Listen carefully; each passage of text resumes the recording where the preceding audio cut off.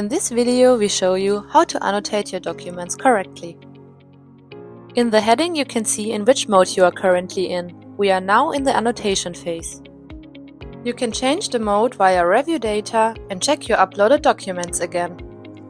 In the progress bar you can see what percentage of documents you've already annotated. You can also use the arrows to switch to the next template.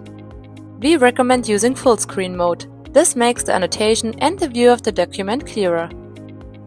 On the left-hand side, you will find all the data fields that you have defined for extraction. Fields that operate independently are labeled as basic fields. To select a type, choose from the left and assign it to the right-hand text box.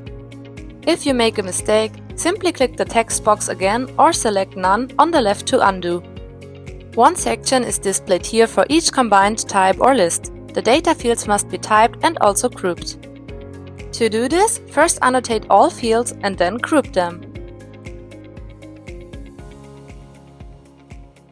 For long tables, select all boxes in a field simultaneously.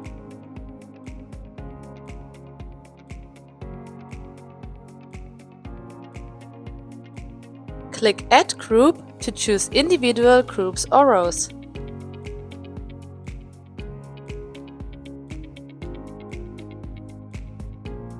After annotating, click Save and go to Next document to proceed.